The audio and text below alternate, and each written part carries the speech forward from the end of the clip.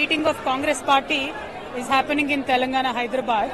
They have done multiple declarations in Telangana, but unfortunately all the declarations are a sham because most of these schemes have already been done in Telangana. For example, Podu Pattas have been given in Telangana, but then the SC/ST declaration of Congress party is saying that they are going to give Podu Pattas again.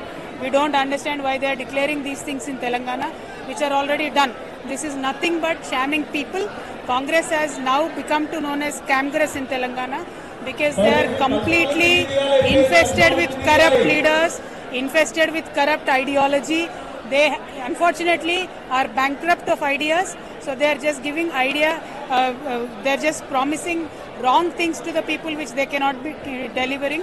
For example, today they are promising pension of 4,000 rupees, whereas in Telangana we were giving 2,000 rupees pension from the last 10 years.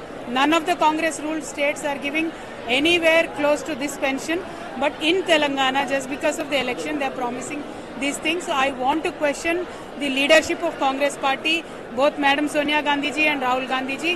What is your stand on women's reservation bill?